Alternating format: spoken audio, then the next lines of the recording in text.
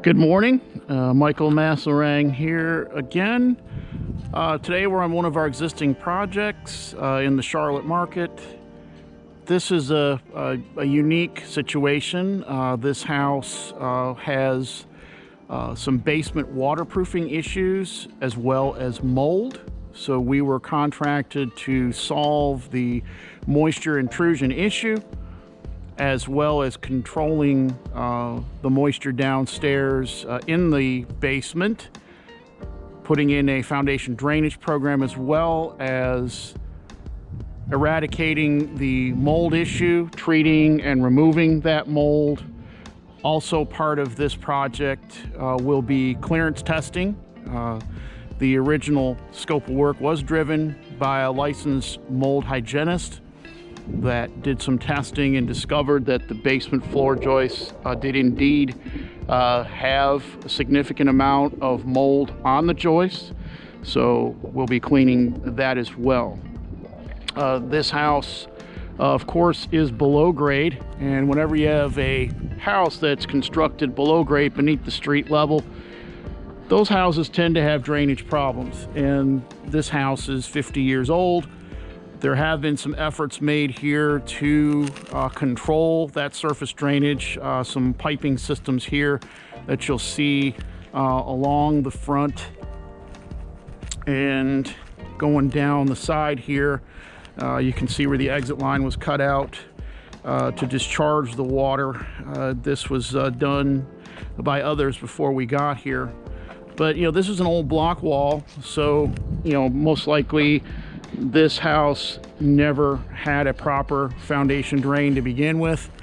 And so you add 50 years of just shrinking and swelling of the soil, that problem creating havoc on the foundation and creating the opportunity for water intrusion. This particular house, I guess it's about 1,400 square feet here. And we can see here the guys are working on the liquid sealer. I like to do basement waterproofing a little bit differently than what the franchisees recommend. The franchisees, they like to recommend these silly 8x10 panels that they'll put over the block walls. I don't like that very much because moisture tends to build up behind those panels, and I've seen mold grow behind those panels. So I like a hybrid solution with these types of situations. We do use a pipe and gravel system for our basement repair on the foundation drainage. You can see here we do use the pipe wrapped in a geotextile sock, and then 18 inches off the ground we use this FRP material to block the weep holes. Because it's a block wall, water passes through the wall and it passes into our drain system, which is, you see under this rock, that geotextile sock pipe. That's the control mechanism, and the FRP blocks the weep holes and forces that water down into the drain system, and then from the FRP up to the sill plate, we'll do 2 coats of liquid sealer, which we're starting to apply today. Naturally, the floor system is going to be cleaned, and we're going to use our mold remediation process using chemicals that meet NORME and IICRC standards. All of the ductwork is going to get wiped down and cleaned, and of course we're going to bring in a third-party licensed mold hygienist, air quality specialist to clear the job when we're finished. We're going to make sure that the floor is cleaned, completely cleaned up, swept up, sanitized for this customer. And one area I really wanted to show, you can see here where some of the wall still hasn't been cleaned yet, but you can see where the old liquid sealer is starting to chip and kind of fall away. The one drawback to liquid sealers, but you know, every 15 to 20 years, you can just scrape it clean and apply some new layers of liquid sealer. And this section here, which we're working on today, has never been treated. So all this will be cleaned and treated with 2 layers. Actually, I'll probably put 3 layers here of dry lock liquid sealer all the way down through our drainage area. And we decided to do a sump pump on this account. Thought about doing a gravity discharge, but to kind of do an insurance policy, we went ahead and put a 1/2 horsepower pump on this install. And we did have the availability of an extra electrical outlet, so we decided to upgrade this account to a pump. But just to kind of clean this place up, so that, you know, this homeowner, this is his rental property and wants to make sure it's safe and clean for the next renter. And so we're working on that today.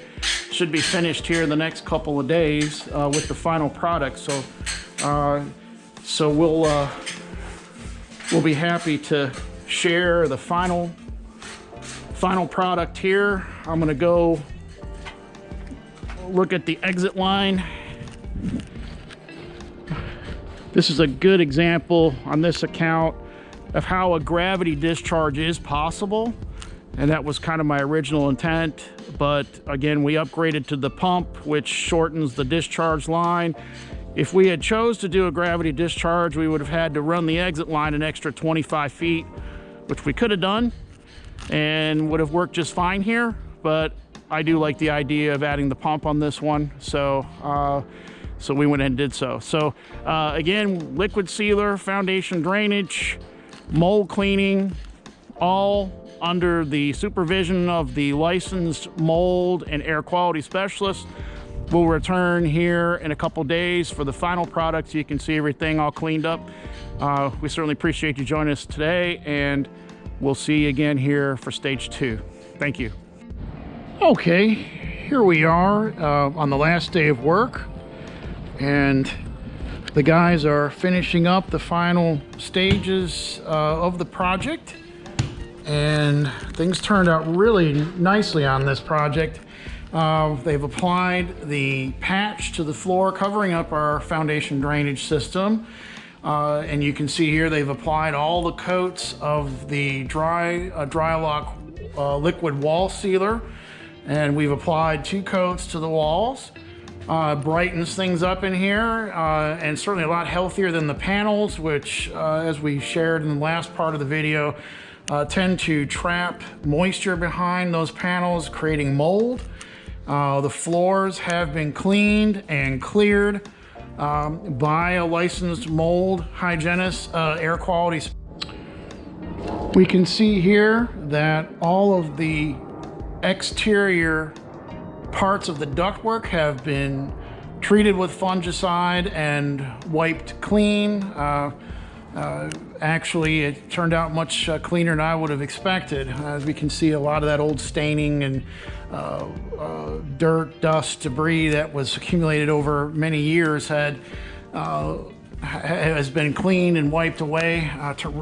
Turned out really well. So very happy with that. I'd love to have replaced the ductwork, but this is a rental property and that's just simply not in the budget. We've got our sump basin here, and you can see here they've applied that the Saccrete patch and did a neat job here of encapsulating everything inside the concrete patch. Proper 4-inch patch has been applied. Sometimes you can see these companies will not apply a thick enough patch, and you know, our trench is certainly as deep enough so that we could maintain that 4-inch threshold. This area really cleaned up nice. There was a lot of mold and discoloration in this corner where a lot of water intrusion had come in. You know, this has been cleaned, scrubbed down, and we actually put 3 coats of dry lock here. So a very different look here. Not only does it look good, but this will help to maintain that moisture threshold and keep this basement dry. The customer is going to run a dehumidifier here in the summer months.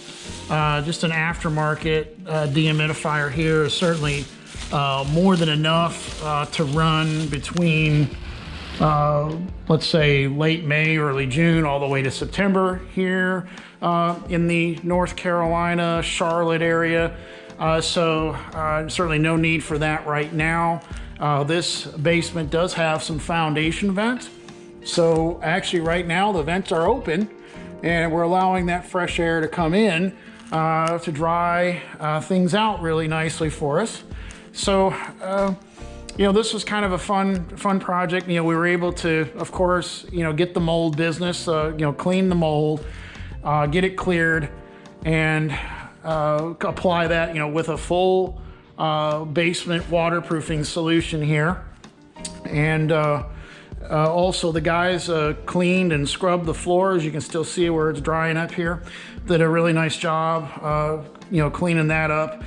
Still got a little bit of work left here to do before they wrap it up for today, but this was a perfect time to come as we're, you know, finishing up here on this basement waterproofing / mold remediation combination.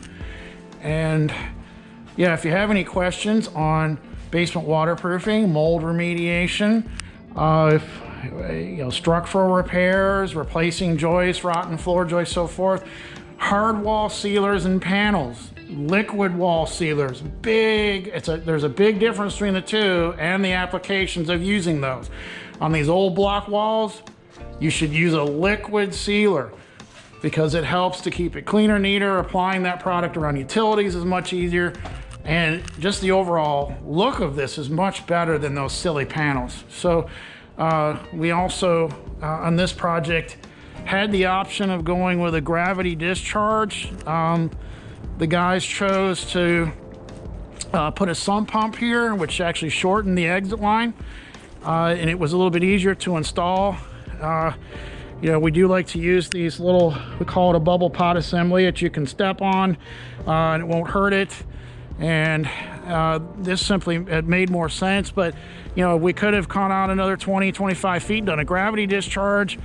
And since there was an electrical outlet right there, we decided to just go ahead and put a pump here, which it worked out quite well. So again, we appreciate you joining us today for this combined project. And if you have any questions on those specialties, we'd appreciate a phone call. You can give us a call at the number at the bottom of your screen, or visit our website and you can visit us there. And we look forward to seeing you on the next one. Thank you. Have a great day.